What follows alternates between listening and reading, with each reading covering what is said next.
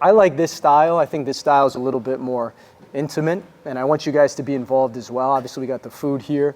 We appreciate Sahil's time. So I have a few questions based upon what I thought was very pertinent to what we all do. So whether you're part of our Business of Strength community, whether you're part of our community at Varsity House, our coaches, young athletes, things that we talk about all the time, I wanted to ask, and then obviously give you guys the opportunity to tee up questions as well. And so my first question is, self-servingly, we live in a super busy society. You're in the midst of a book launch, which is true, and you're trying to promote the book, but what are tactics that you tell yourself and you can tell other people who are also ambitious and trying to achieve something to reset? So what are 3 daily tactics that you help yourself with? Maybe if it's like, I'm chasing this thing, I'm super busy, I got my kids out the door, but what do I do exactly to reset? What are 3 things that you implement? Yeah, I would say the number one thing that has really helped me has been this like evening practice right before I go to bed. I historically, like for probably 10 years, January 1st every year, my New Year's resolution was that I was gonna journal in the year ahead. That was like always my thing. And January 1st would come around, I'd like sit down 30 minutes that night. I'd like do this elaborate journaling, like light a candle, have this like romantic journaling experience. Because in my mind, for some reason, that's what journaling is. Sure. And by like January 5th, at best, I was like missing a day and then it wouldn't happen. And it was all because I'd built up what journaling was into this like elaborate, crazy thing. And really what I was looking for was just some tiny outlet to just like get the thing off my brain, whatever it was, because I'm the type of person that do a lot of things during the day. I'll be stressed or anxious about something. I'll get into bed at night and I'll just be sitting there staring at the ceiling, mind spinning, can't get it off my head. And I was looking for an outlet for that. So what I started doing was, I call it my 1-1-1 method. Like right before going to bed, I take a blank sheet of paper and it's either sitting next to my bed or just at my desk. And I write down 1 win from the day. So it's like something that went well, big or small. 1 point of stress, tension, or anxiety, like something that I need to get off my head and onto the paper. And then 1 point of gratitude, something during the day, big or small, that I felt grateful for. And it takes 2 minutes max. I don't overthink it, very quick, but it has had an enormous impact on my mental health and on my sleep. And so for something that like, I'm always looking for asymmetries in life, like things where a tiny little investment can create an enormous outcome. And that applies to my investing just as much as anything in my daily life.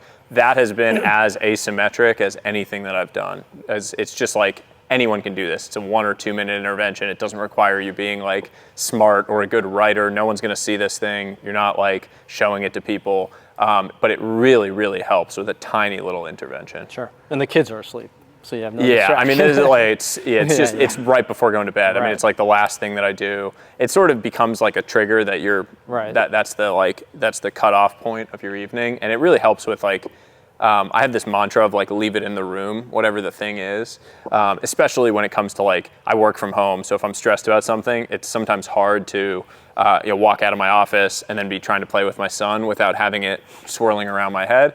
And so I have like a little card that says, leave it in the room. And I try to make sure that I'm living by that. Yeah. And so creating little triggers like that help to actually affect that idea of leaving the thing in the room has been really helpful for me. Sure. And obviously you're very systematic. So what would you tell people we have a lot of busy parents here, athletes who have super busy schedules, entrepreneurs in this room. Let's say you start your week on Sunday. What are 3 things that you do to help schedule or what looks like your calendar? If you're planning your calendar for that week, you're like, all right, well, these 3 things I'm doing given how busy you are, how busy some people in this room could be. I think the first thing is just realizing that 15 minutes on Sunday evening is worth like 2.5 hours on Monday morning. Like if you can carve out 15 minutes on Sunday to just like do a tiny bit of prep for your week, your whole week feels different. When I make the time to do that, I never regret it. When I don't do it, I always regret it. It's like a totally binary thing in my life. So what I try to do, assuming there's not some crazy chaos in my life or travel or some reason that I can't do it, is Sunday evening, I'll spend 15 minutes, and basically what I'll do is 2 things. I lay out what I call it like my weekly win card, which is looking at the week ahead what like 2 to 3 big things would constitute a win for the week. Like if I were to just get those 2 or 3 things done this week, it would be a win. Anything above that's upside. So like if I was working on the book and there were things going on, it might be like, make progress on this chapter, execute, like write one great newsletter, 3 things, super simple. And what I try to do with that during the week, which is really helpful, is it allows you to just like see the bigger picture. Because when the week starts, it's great. Like you set up, you had this big picture perspective, and then the week starts, some chaos hits, meeting doesn't go well, whatever it is that's happening. All of a sudden, everything speeds up in your brain, and you're like, oh, this week's, a hellhole, nothing's working. All of these things start rattling around your brain. It helps to be able to look at this win card and be like, oh, okay, that's actually the bigger picture. If I just do that, this is going to be a win. I said that. I already like set it up in my mind. And so that really helps. It's like just have an idea of what would look like a win for the week. And make it not be that ambitious is the other thing. Is like there's a tendency to have that you want to write down 10 things. Like make it 3 max. And really just try to stick to that. And then if you outperform, it's great. You feel like this winning sensation and there's upside to it. The second thing that I do is just set up the next morning's work. I do that every night. So I do that Sunday through Thursday, where it's just like, I'm an early morning person. So I wake up very early because my first like creative block, I'll read from 4:30 to 5 and then write from like 5 to 7:30. And I want to know exactly what I'm doing during that block and have it up in front of me on the screen. And the reason I do that is so that there's 0 friction to starting the next morning. Because what I have found is that if I get to my desk and then I sit down and it's 5 o'clock and I'm like, okay, what do I want to work on today? 45 minutes have gone by before I even get to the thing that I wanted to start working on, because I open my screen and then there's email and there's some stressful email that someone sent me, or there's a text message that's stressful, or there's something, social media pops up. All of those things will start hitting you if you don't just have that thing up in front of you. That's the actual important thing. The other magic of that is like, if you can start your day with something that's actually important, the whole rest of the day feels like upside. Like for me personally, I feel like if I actually execute that morning work block well, I could basically be done with my day at 7:30 and the day would have been a win. And that is an insane feeling of like, oh, I actually got the main thing, the important thing done. And so I try to take the time in the evening to just set that up. Sure. No, I mean, that's super helpful. Another thing too is, sorry for some of you athletes and our members, but we spend every waking moment at Varsity House, and we know our coaches, of reminding you guys to check into your sessions, get to the gym, and because I know you guys are super busy and you have families. Obviously, health is one of the main pillars here. What would you tell somebody who feels like they just can't get the ball rolling a little bit in terms of their health and fitness to get started? We recommend people train 2 to 4 times a week, but in terms of someone who's super busy on that front, it's like, hey, just do this, and this will get the ball rolling here. Yeah, I think of health. People I work with on this directly, executives or whoever it might be, I really think of this as like a video game. And the challenge is you are hit with a barrage of information about the most complicated version of things. So like if you're on social media, you're getting hit with a bombardment of like Huberman's latest 12-step morning routine protocol, and the guy wiping banana peels on his face and dunking his face in, Saratoga water, and the like Brian Johnson injecting himself with, I don't know, whatever he's doing these days. Yeah. Like you're told that that's what being healthy looks like. And so if you haven't gotten the ball rolling yet, your natural reaction is to say, oh my God, that's so intimidating. I can't be healthy if that's what healthy looks like. When the reality is like, if that's level 100 of the video game, you don't actually need to worry about that. And the truth is that level 1 probably gets you 90% of the benefits. And level 1, I would say, is pretty simple. It's like 3 pillars: movement, nutrition, and recovery. Movement, I just tell people to move for 30 minutes a day. It doesn't have to be going to the gym and doing a workout. It could be walking, biking, hiking, jogging, dancing, like whatever you like doing, just move for 30 minutes a day. There's days when I'm traveling the entire day, and I'll just make sure I walk around the airport for 30 minutes. Like if I have a layover between flights or I'm in the airport a little early, I'll just walk around. And that's better than doing nothing. Again, to the point of earlier, like anything above 0 compounds. If you do that every single day, you're moving the ball forward. Nutrition, I just think about, for most people getting started, eating whole unprocessed foods at like 80% of your meals. So 17 out of 21 meals during the week. If you can do that, again, like that has the ball moving forward. You're in much better shape than most. And then with recovery, trying to average 7 hours of sleep a night, if you can do it, is like, to me, a gold standard. I think 8 sometimes just feels like overkill for a lot of people. Sure. And it's like a pipe dream, I think, if you have kids, especially young kids.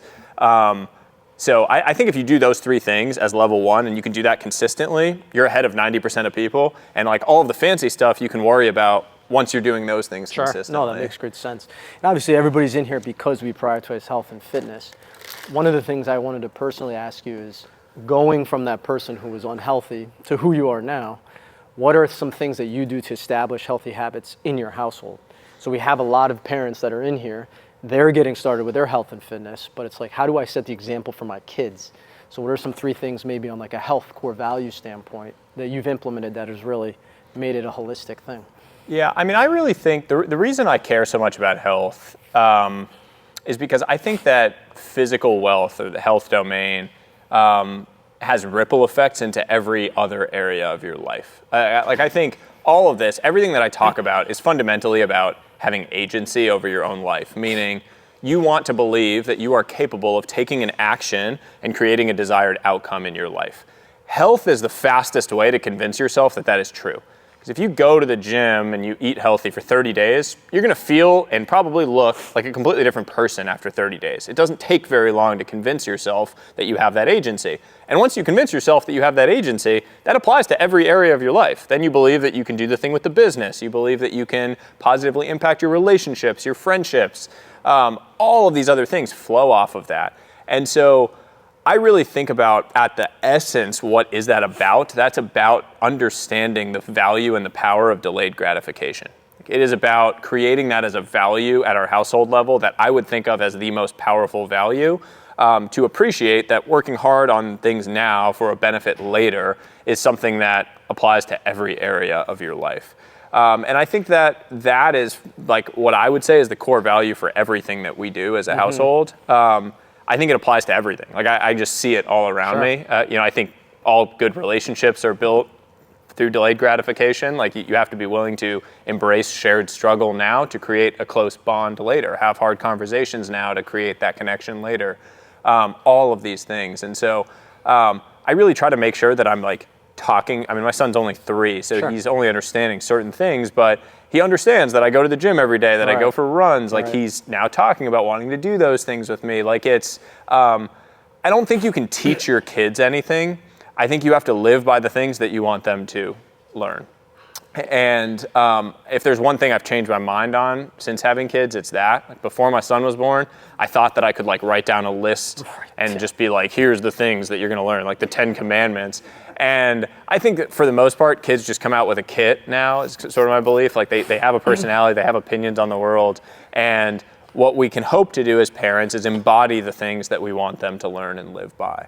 And so I'm very focused on that. And I feel that way about my own father. The things that I know about hard work and that I embrace in my own life are all through having seen him live by those things. He never sat me down and explained those things to me.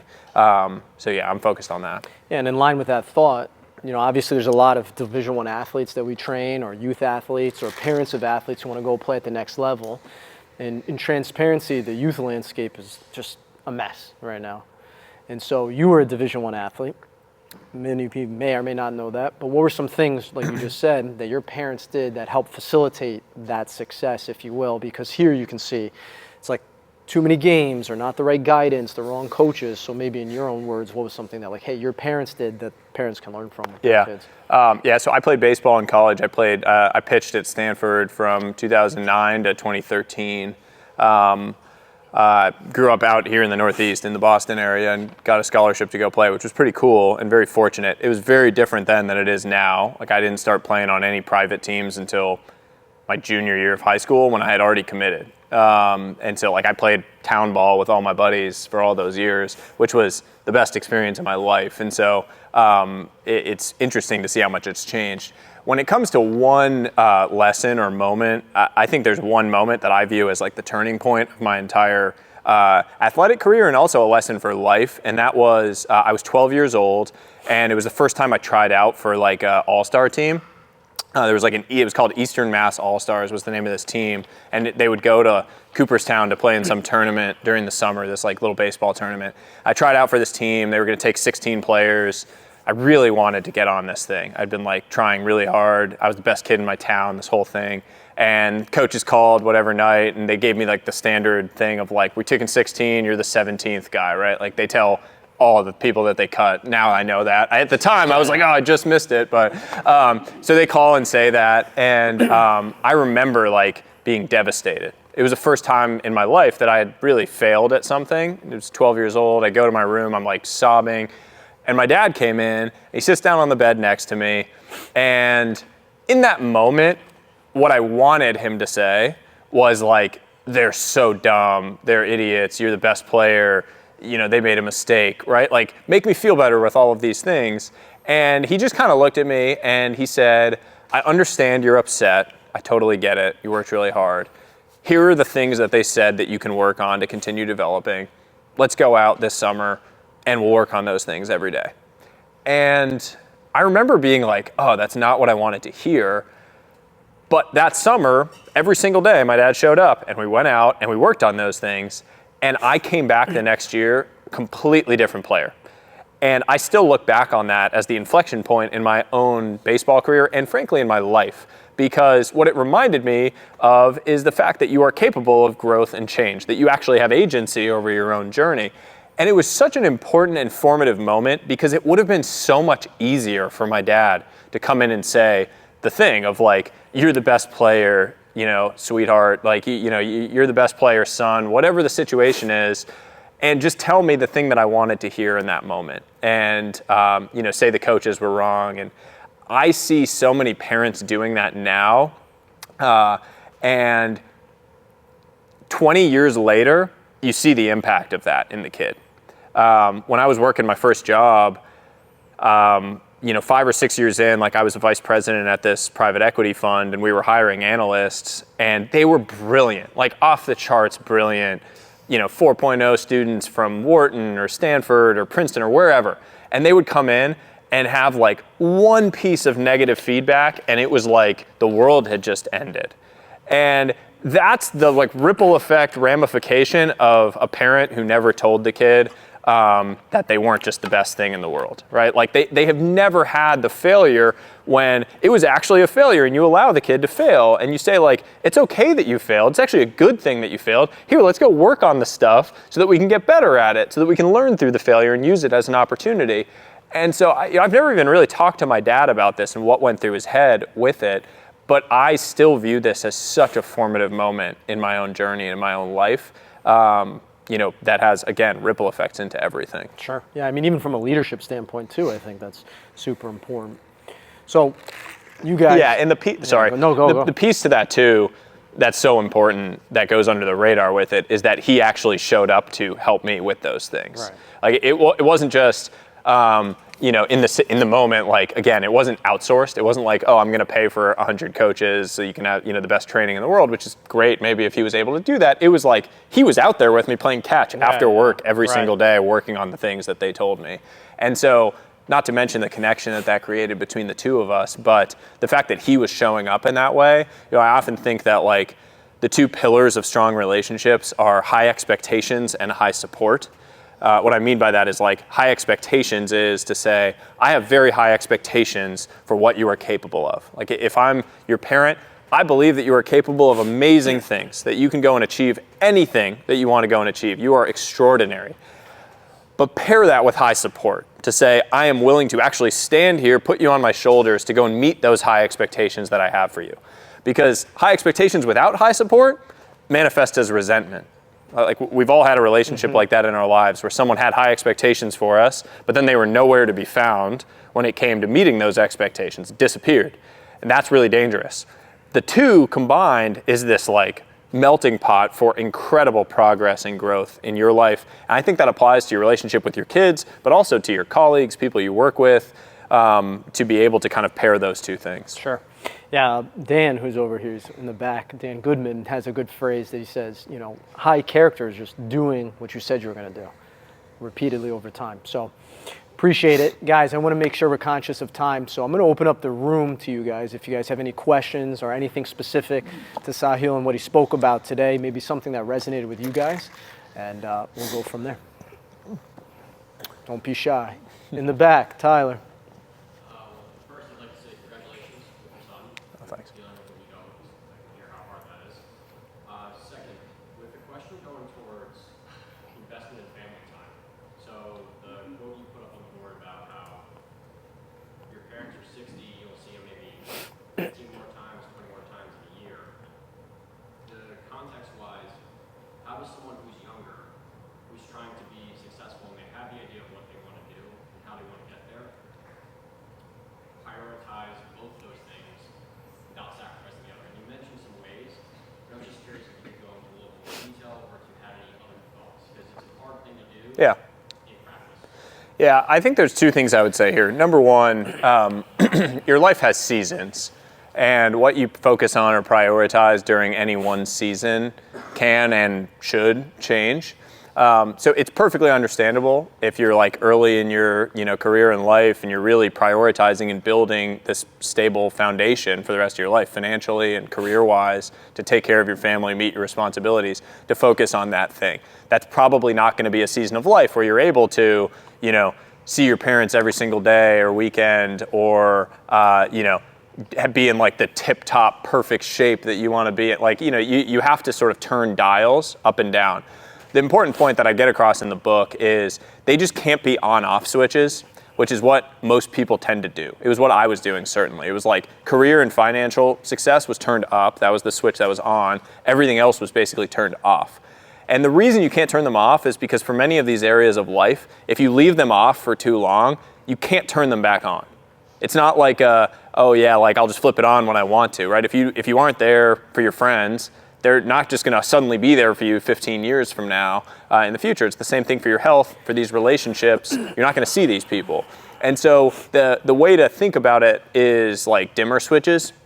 Recognize that like you might be in a season where this one area is turned up. The other areas can just be turned down low.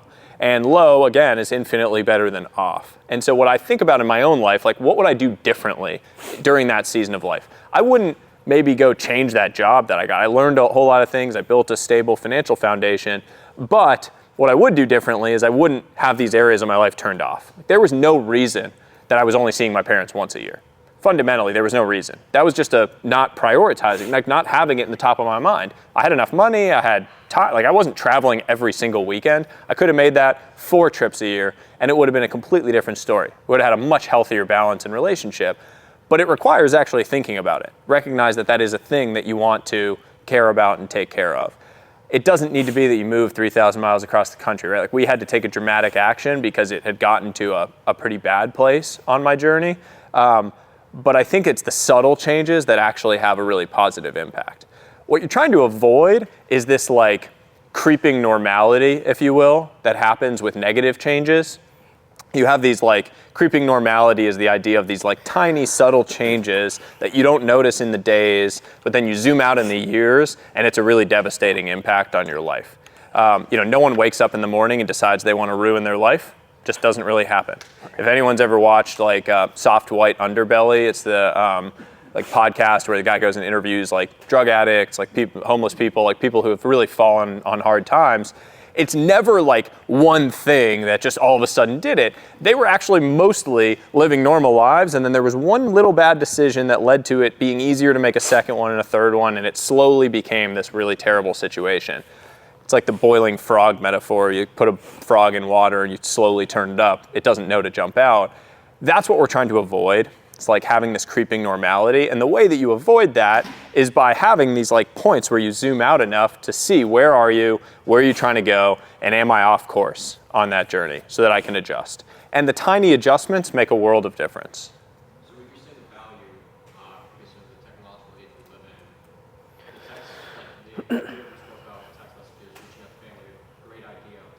But when you have parents of a generation that doesn't mean much, like I feel like if I was having kids today, my kids were growing up and they were texting me, I feel like it would have more value. What would be ways to parents who are in their later years, who are boomers, or Gen X, what would be ways to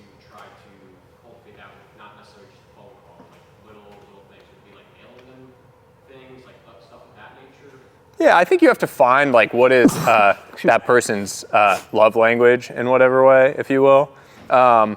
It's funny. Like I would have said that about my parents, that like text messages don't really matter, phone calls maybe don't really matter. And then I had an interaction recently.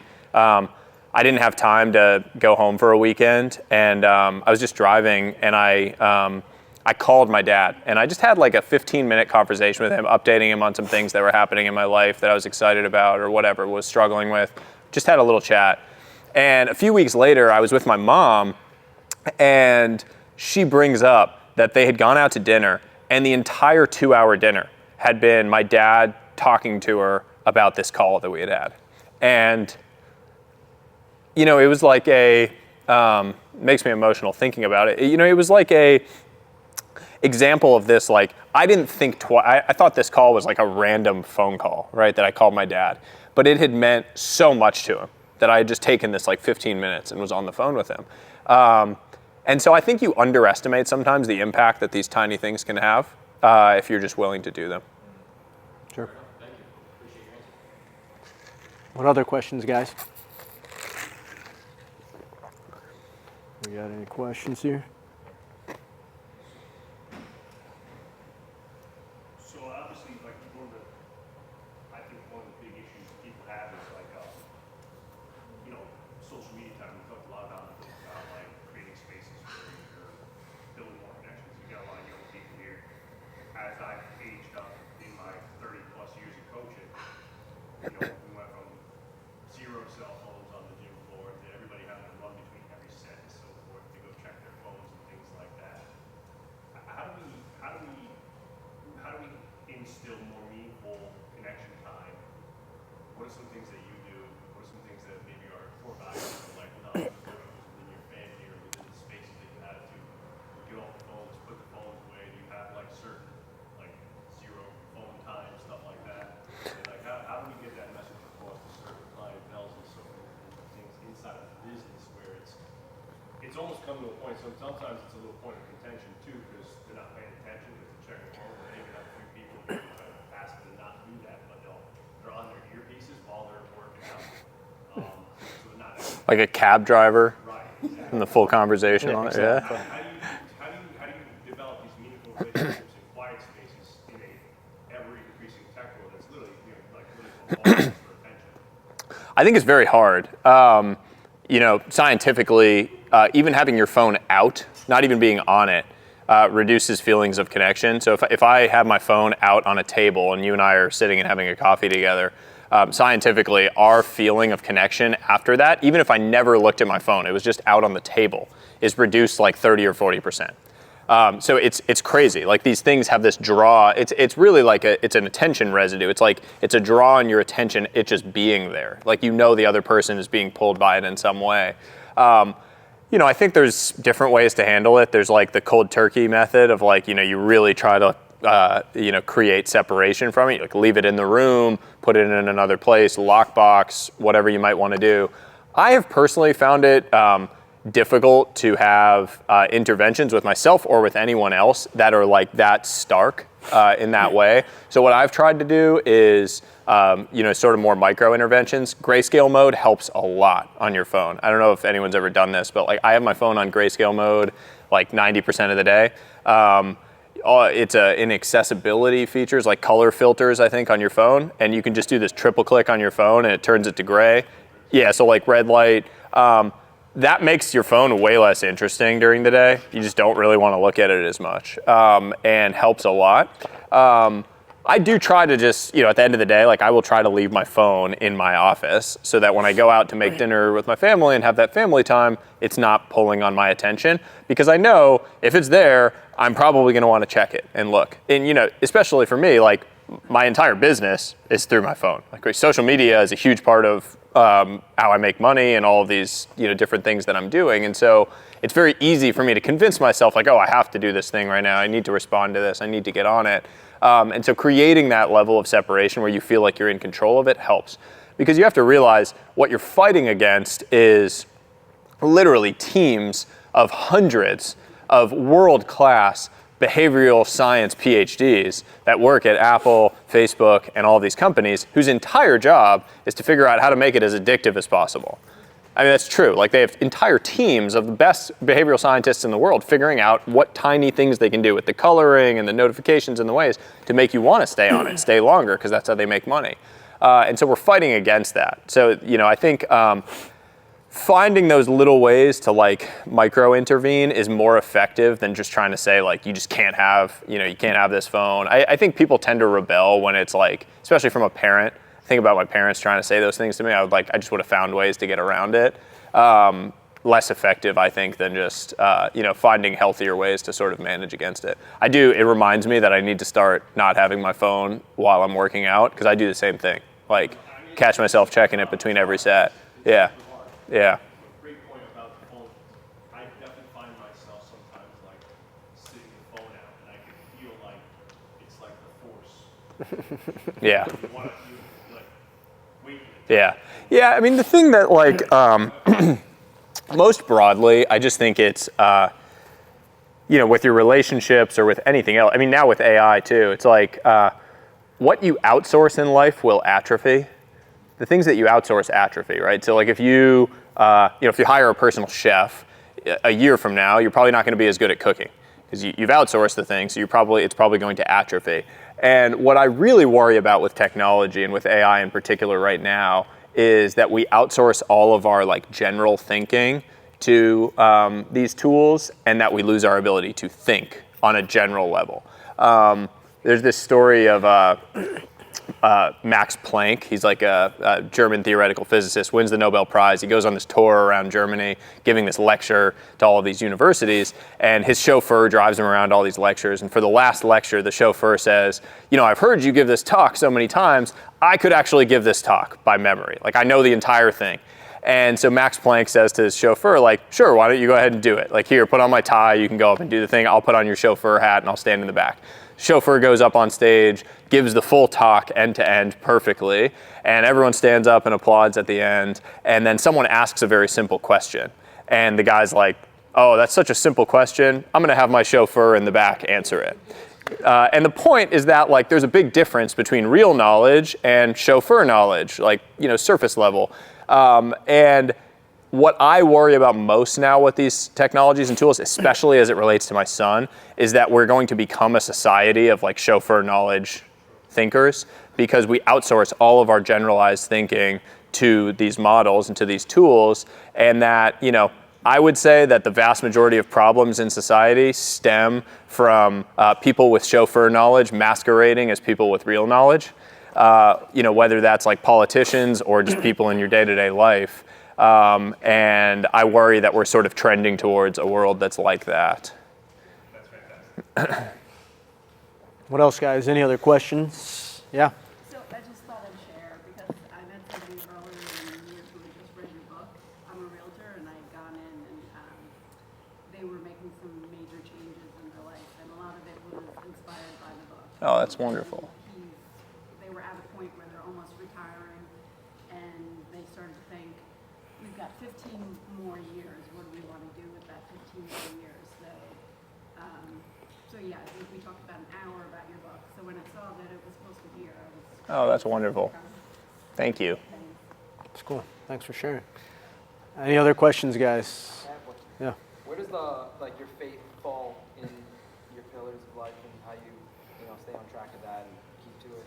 Yeah, it's, in the book, I talk about spirituality in both the context of social wealth, like as it relates to community, and then also mental wealth. It comes to like wrestling with some of these bigger picture questions.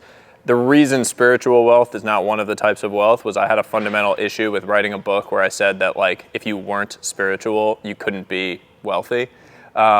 That I just like took issue with that. That was going to be hard for me to say. So I do think it's a significant component for a lot of people. And for me personally, it certainly is. I grew up in a very weird amalgamation of cultures. Like my mom has Hindu, Muslim, and Buddhist folks on her side of the family. My dad's Jewish. So we kind of were raised, we celebrated everything. We celebrated Christmas for some reason. My mom tried to get us to go to church. My mom grew up going to Jesuit Catholic schools in India because of like British colonial influence there. And so like, I don't know, my mom would make us say the Lord's Prayer when I was a kid, and I was like, I'm Jewish, I'm Indian, I don't know. It was very weird. But I'm very grateful for it because I feel like there is, there's an element now in my life between sports and having to get along with different types of people, and between that childhood of never feeling like I fit into one bucket, that I just feel like I am able to see and really, really see people and different types of people, and not, have like a surface level judgment. I try to always, no matter who I'm meeting, like really try to understand like what that person's life is like. Like what are the, what are the things, the experiences, the influences that have led them to where they are today, to the belief set that they have, why it might be different than mine. And that has just been really fruitful in my own life. Something that brings me a lot of joy as well. That's a good question. What other questions, guys? No questions? Alrighty.